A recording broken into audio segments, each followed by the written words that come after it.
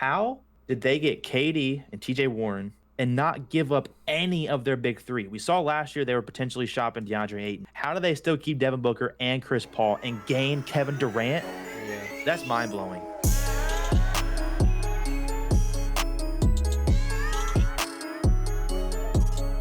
Let's list a couple of winners and a couple of losers from the trade deadline. It's a pretty easy concept. And then we'll run down all of the trades that happened today because we're lucky enough that we're recording this pod after the deadline so we can go back and look at pretty much everything. But I think some of the winners is obviously Dallas. If you guys didn't know, if you're listening, Kyrie went from Brooklyn to Dallas. I think that was one of the biggest ones. That's what really set off this whole thing. That was one of the biggest dominoes of the week. What are your thoughts on Kyrie Irving going to the Mavericks? Kyrie going to the Mavericks, I love it. I think that team, I think him and Luka, like, I don't know how that combo is going to work out. It kind of, like, in my head, it kind of seems weird to see because, we had, obviously, Kyrie play with LeBron, and that worked out well. I think that could work out kind of similar to that. Obviously, I'm not saying Doncic is LeBron, but pretty damn close. I think that it's going to work out good for him. I don't know how far it's going to get him because knowing that the Suns are in the West too, so... I know. I think one thing that's good on this is obviously it gets the pressure off of Luka. For the past couple of years, Luka's really been all that they have. And I also think that if I don't know if anyone knows this, but Dallas really struggles when Luka's off the floor, rightfully so. Yeah. So I think now they have that good balance of Kyrie can take over when Luka's off the bench or off the floor, and then when he's on the floor and they need to rest Kyrie, Luka has the floor. I think they're going to really have to figure out how to work with each other. Obviously, Luka's been the number one guy, so how can he be off the ball? Yeah. He doesn't really move off the ball that well. But I think that's a very dangerous duo.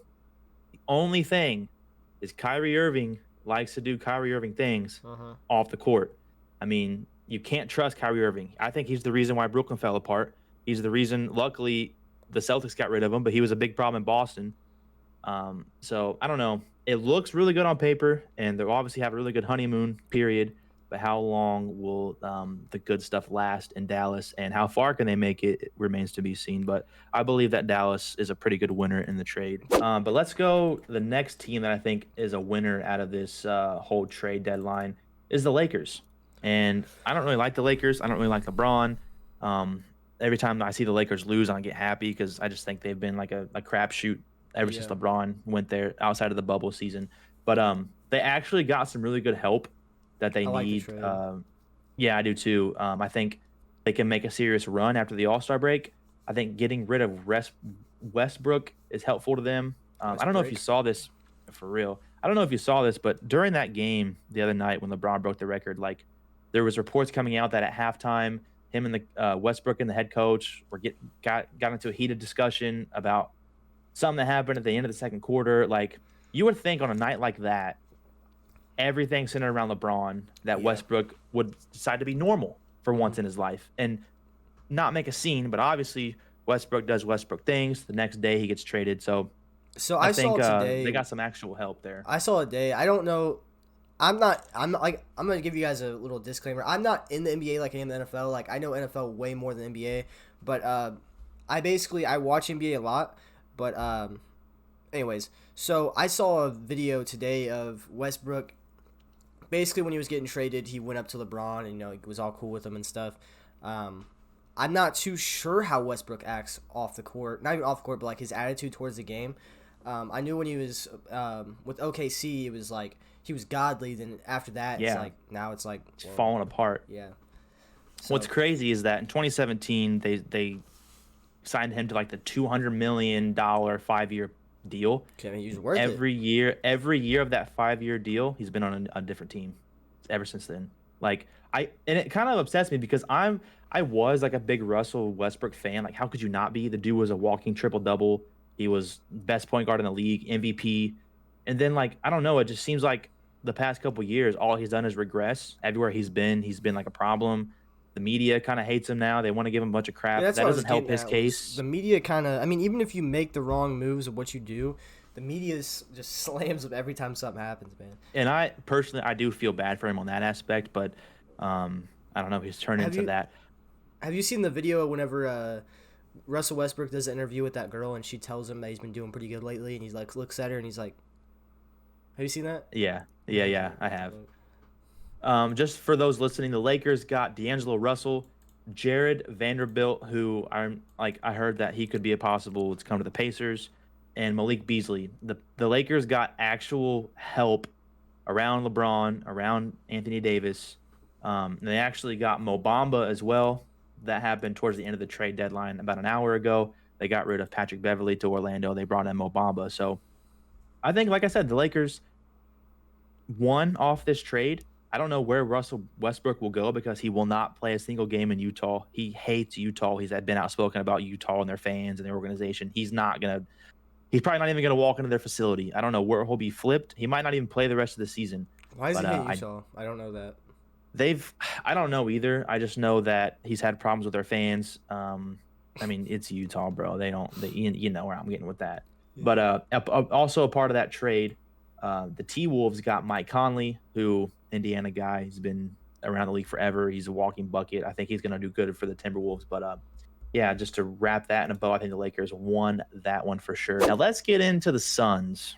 Bro, I didn't even know about the whole Warren thing. I didn't know T.J. Warren is on the Suns. Yep. So if you guys aren't familiar, the Nets got Mikal Bridges, Cam Johnson, Jay Crowder, and 4 first-round picks. It's 23, 25, 27, and 29 first-round picks, which is crazy. And then in return, the Suns got KD and TJ Warren. I actually love that TJ Warren got out of Brooklyn, and he's going to go play in Phoenix, who, oddly enough, what's funny is he's the one that Phoenix got rid of to bring to here. Now he's going back to Phoenix. I just want to know, man, how did they get KD and TJ Warren and not give up any of their big 3? We saw last year they were potentially shopping DeAndre Ayton. How do they still keep Devin Booker and Chris Paul and gain Kevin Durant? Yeah. That's mind-blowing. I think that I don't know what it is. I don't know if Brooklyn was send them out west somewhere or something, but I don't know how Phoenix did that. Brooklyn did get didn't they get 3 first rounders for him? 4. 23, 25, 27, 29. Yeah, 4 first rounders. That's insane, dude. I don't even know what they were thinking. I mean, unless it was they got to get rid of KD. KD's not I don't know. And I think that's what it was, because I saw today on SportsCenter that it came out that the Nets wouldn't have traded Kyrie to Dallas if they would have known that KD was going to leave, because what they got for Kyrie going to Dallas, that was supposed to help Kevin Durant and keep him there and get him some stability. They would have sent Kyrie to the Lakers. That's what they said if they knew that KD was leaving.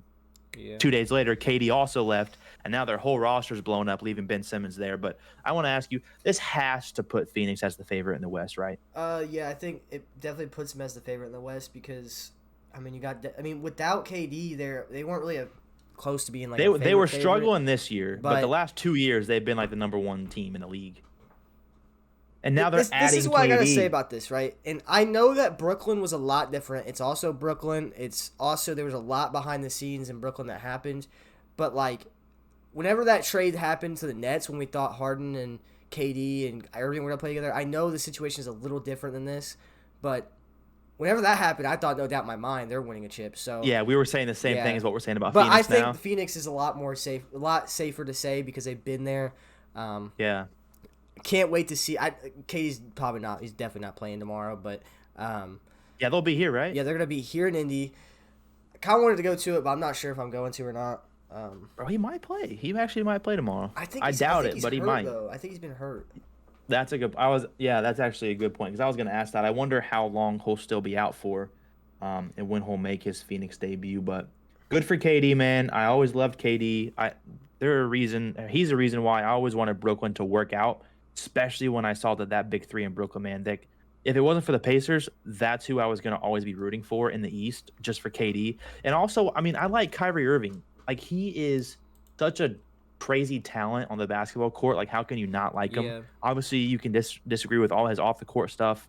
We don't have to get into that, but I think he's one of the best point guards in the league.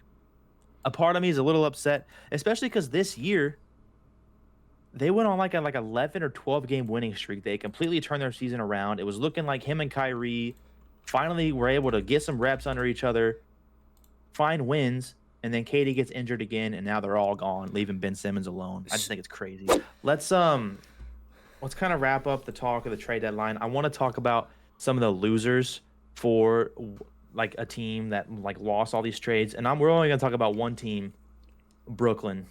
And I'm gonna tell you right now, for as much hype as they had bringing in James Harden and KD, or James Harden, Kyrie, and KD, they have to be the most underachieving team in NBA history. I'm going the whole history of the sport, the most underachieving team. How, like, that big three played 16 games together, Harden, Irving, and KD. Like, that's crazy. Yeah, I think that, and I'm looking at their team right now. If you look at their team right now, they're not, it's not like they're tremendously trash. I mean, you got Dinwiddie, Bridges, Claxton, Ben Simmons. I mean, they're bad. They're bad, but they're not like, I don't know. Anyways, they're not just gonna fucking be 0-40. So I think that they got rid of Kyrie, they got rid of Kevin Durant. They have players that can sit there while they try to rebuild this team, that can fill roles. But I think that for the most part, though, other than that, yeah, this organization is down the drain. Yeah, that's most underachieving team in all of sports, or most underachieving team in the whole NBA history, I believe. Just because when you had a team on paper, like we said earlier in the pod, that has KD, James Harden, and Kyrie Irving, you're like, okay, that team's going to run the East. That was the whole expectation. They've played 16 games. James Harden's not even there anymore. He was the first one to get out as soon as he realized that the problem started. And honestly, you could probably say that a lot of these problems fall on Kyrie. So Brooklyn, the biggest losers of the trade deadline for sure.